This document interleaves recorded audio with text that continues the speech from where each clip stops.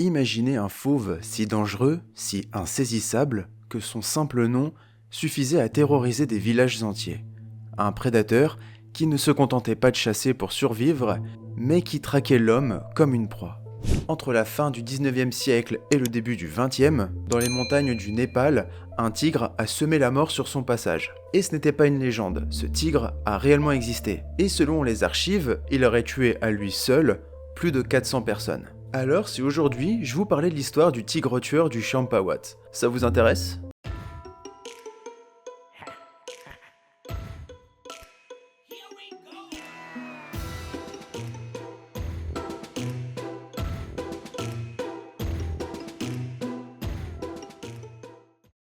À la toute fin du 19e siècle, dans les vallées reculées du Népal, bien loin des capitales coloniales et des grandes villes, la vie suit encore le rythme immuable de la nature. Les villages sont disséminés entre les denses forêts de feuilles, les rivières glissant au pied des montagnes et les pentes escarpées des contreforts himalayens. Les villageois, en grande majorité agriculteurs et bergers, vivent modestement, en harmonie avec leur environnement, mais toujours dans une vigilance presque ancestrale vis-à-vis des fauves qui rôdent en lisière des habitations. Le tigre du Bengale est depuis longtemps une figure aussi crainte que respectée dans ces régions. Majestueux, puissant, il est vu à la fois comme un danger et une force naturelle sacrée. Dans la culture népalaise, comme dans celle du nord de l'Inde, les tigres ne sont pas seulement des bêtes sauvages, ce sont des créatures mythiques, parfois associées à des divinités ou à des esprits vengeurs. Lorsqu'un tigre attaque un villageois, les anciens disent qu'il est possédé par une malédiction ou qu'un équilibre naturel a été rompu. Mais à la fin des années 1890, quelque chose d'inédit et d'inquiétant commence à se produire dans les forêts de la région. Des rumeurs se propagent. Un tigre femelle aurait attaqué une femme qui ramassait du bois près de la rivière. Et une autre attaque est rapportée dans un village voisin. Cette fois, c'est un enfant qui a été attaqué. En quelques semaines, les récits se multiplient et prennent de l'ampleur. Des corps sont retrouvés à demi dévorés dans les fourrés. Des témoins parlent d'un tigre immense aux yeux brillants, qui se faufile comme une ombre silencieuse à travers les rizières. Ce qui frappe les autorités locales, c'est la régularité et la violence des attaques. Contrairement à d'autres cas où des tigres affamés ou vieillissants s'en prennent ponctuellement à des humains, ce fauve semble avoir développé une stratégie de prédation bien rodée. Elle chasse principalement au lever du jour ou en fin d'après-midi, choisissant des proies isolées, souvent des femmes, des enfants ou des jeunes hommes en déplacement. Elle frappe sans bruit, souvent sans même rugir, emportant sa victime dans la forêt avant que quiconque ait eu le temps de réagir. Et les témoignages sont glaçants. Un berger raconte avoir vu sa sœur se faire enlever sous ses yeux, traîner dans la jungle sans qu'il n'ait pu intervenir. Un autre homme affirme avoir entendu les cris de sa propre fille durant plusieurs minutes. Chaque attaque laisse derrière elle un sentiment d'impuissance et de terreur absolue. Les chiffres deviennent alarmants. En moins de 2 ans, plus de 200 morts sont officiellement recensés dans les districts boisés de l'ouest du Népal. Et encore, beaucoup d'attaques ne sont probablement pas signalées. Certaines familles, résignées ou terrorisées, enterrent leurs morts en silence. Les gens arrêtent d'aller au champ seuls. Les enfants ne vont plus à l'école, les marchés s'effondrent, la vie quotidienne devient un jeu de survie. Les autorités népalaises, dépassées, envoient des patrouilles armées pour traquer la bête. Des groupes de chasseurs locaux, parfois composés d'une dizaine d'hommes, s'enfoncent dans la forêt. Mais la tigresse connaît mieux son territoire que n'importe lequel de ses hommes. Elle évite les pièges, contourne les zones surveillées et semble presque jouer avec ses poursuivants. Des tireurs jurent l'avoir eue en ligne de mire jusqu'à ce qu'elle ne disparaisse subitement, comme un fantôme dans les bambous. Mais le mauvais chasseur, c'est le gars qui a un fusil, il voit un truc qui bouge, il tire. Ouais, bien sûr. Il tire. La peur se transforme en panique collective, puis en désespoir. Les anciens parlent d'un esprit vengeur, d'une punition divine, et certains villageois abandonnent leurs terres pour fuir dans les hauteurs. Mais la tigresse suit, infatigable, déplaçant son terrain de chasse au gré des migrations humaines, et chaque tentative pour la piéger se solde par un échec. Devant l'incapacité des autorités à enrayer le carnage, et face à la colère croissante des populations, les dirigeants népalais prennent une décision inattendue. Chasser la tigresse hors du pays. Une immense battue est organisée, non pas pour la tuer, car elle semble invincible, mais pour la repousser vers la frontière indienne, espérant que le problème devienne celui des Britanniques. C'est ainsi que, vers l'année 1900, la tigresse traverse la frontière, franchissant les rivières et les collines boisées. Ce qu'ignoraient encore les villageois indiens, c'est que la plus grande tueuse en série de l'histoire des fauves venait d'entrer sur leur territoire. Allez, bon débarras. Ou la boulette. Vers l'année 1900, la Tigresse franchit les contreforts montagneux et gagne les régions boisées et accidentées du nord de l'Inde. Cette zone, à l'époque sous contrôle colonial britannique, est composée de villages ruraux enclavés, nichés dans les vallées luxuriantes et entourés de forêts épaisses. C'est une terre où l'homme et la nature coexistent de manière étroite, mais fragile. Les grands félins y sont connus, mais rarement problématiques. Et l'arrivée de la Tigresse change tout. Elle reprend ses habitudes de chasse presque immédiatement après son arrivée dans la région. Et comme auparavant, elle chasse les humains avec la même précision clinique. Elle ne tue pas pour se défendre, ni accidentellement. Elle traque, chasse et consomme les humains comme proie principale. Au départ, les villageois pensent à un tigre de passage, un incident isolé, mais très vite ils se rendent compte que l'animal reste dans la région, et qu'il revient nuit après nuit, semaine après semaine, semant la mort. La nouvelle victime est souvent une jeune femme, partie chercher du bois à l'orée de la forêt, ou un adolescent en route pour un village voisin. Le schéma est toujours le même, une attaque foudroyante, sans rugissement, sans avertissement, puis le silence. On retrouve parfois des morceaux de vêtements, des traces de griffures, ou des os abandonnés non loin du sentier. Les populations locales vivent alors dans un état de peur permanente.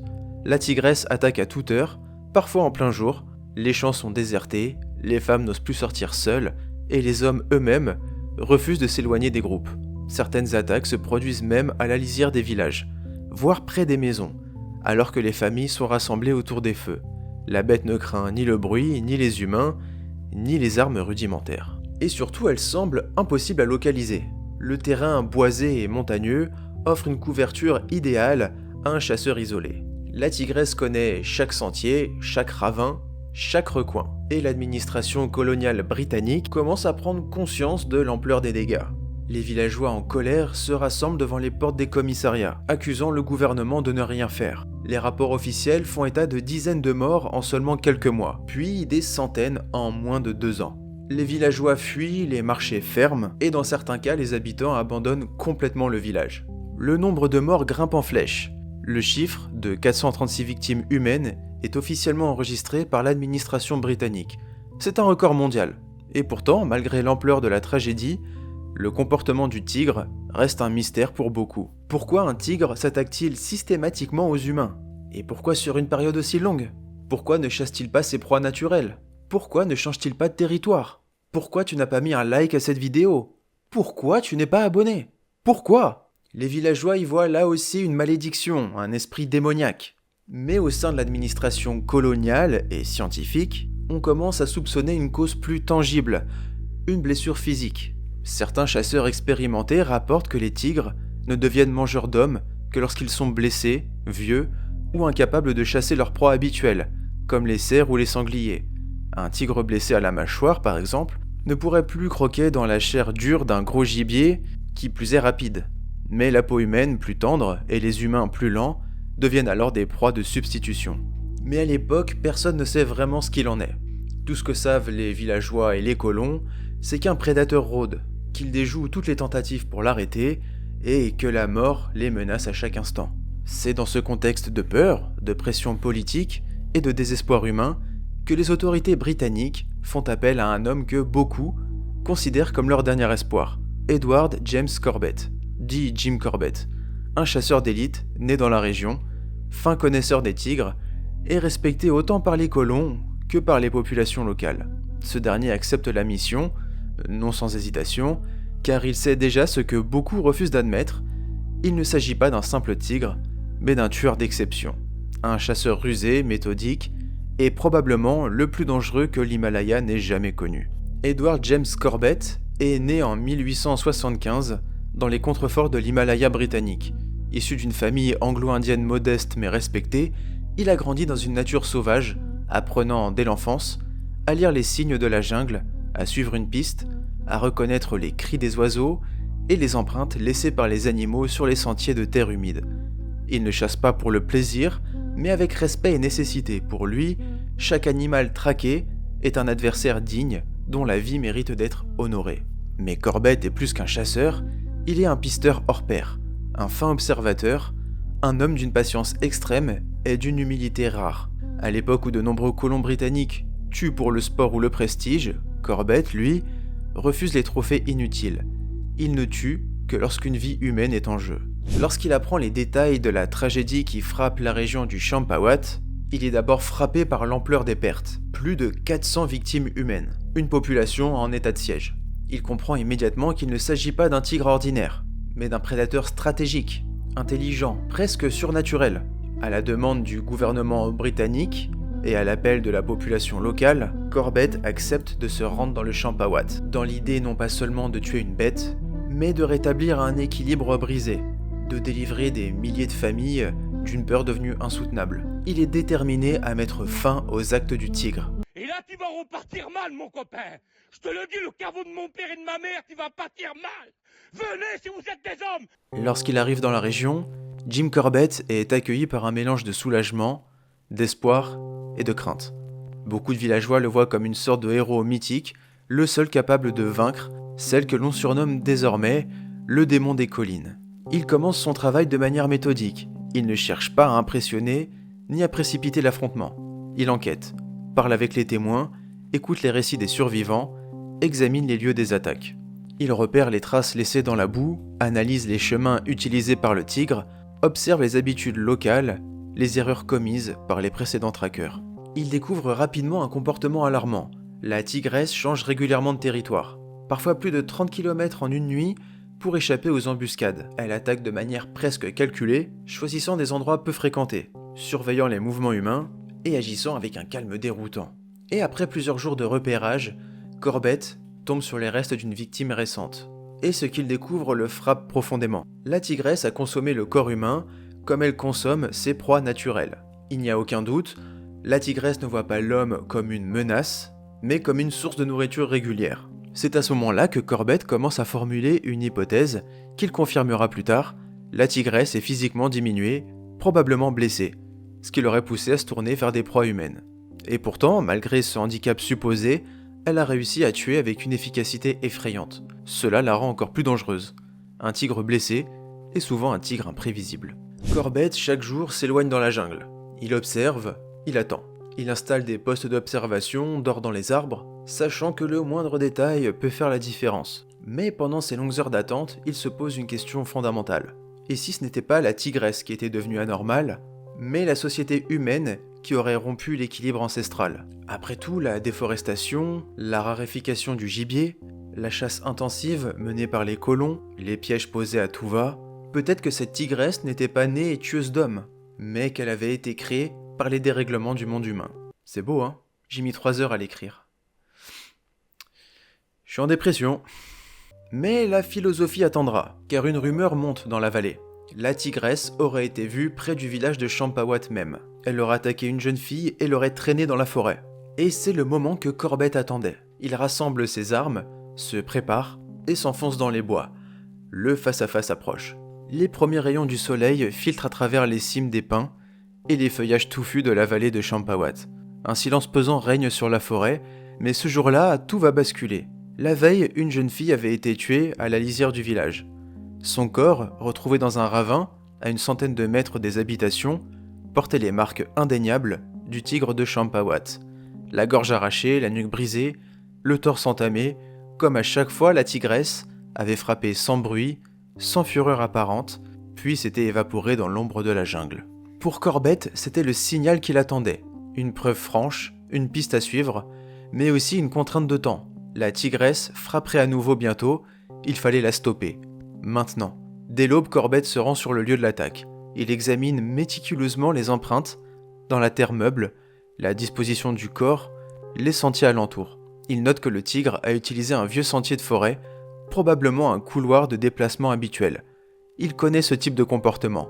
Les prédateurs, même les plus rusés, ont leur routine, leur zone de confort, et c'est là qu'il doit frapper. Il réunit alors les autorités locales, les policiers, mais également les villageois, qu'il persuade de participer à une toute dernière battue. Plus de 300 hommes sont mobilisés.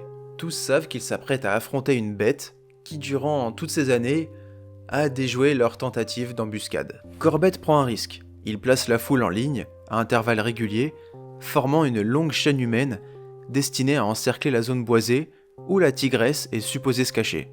Le temps s'étire, les hommes avancent lentement dans la végétation, tenant leur position malgré la peur palpable. Chacun sait qu'un seul faux pas peut être fatal. Certains tremblent, d'autres prient.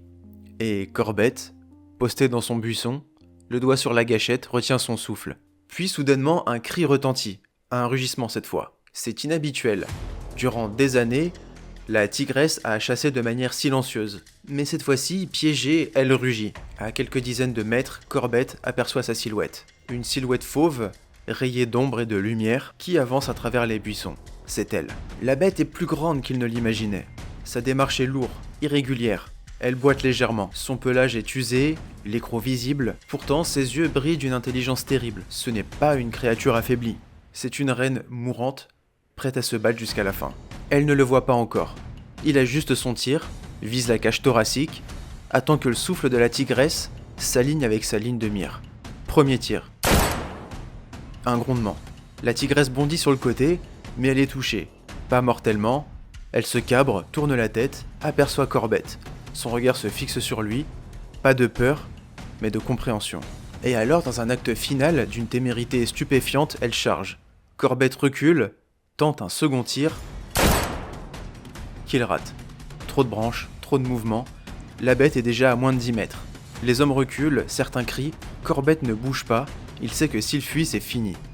Il se poste, fixe l'animal, et au dernier moment, juste avant que les griffes n'atteignent son épaule, il tire une troisième fois. Cette fois, la balle frappe en plein cœur. La tigresse s'effondre à ses pieds, dans un nuage de poussière et de feuilles mortes. Un râle, un frisson, puis plus rien. L'assistance reste figée. Certains pleurent et d'autres s'effondrent. Puis doucement, les villageois s'approchent et forment un cercle autour du corps de la tigresse. Ils la regardent avec un mélange d'effroi, de soulagement, mais aussi de respect.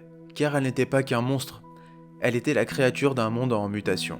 Le fruit d'une blessure physique, peut-être aussi d'une blessure causée par l'homme à la nature.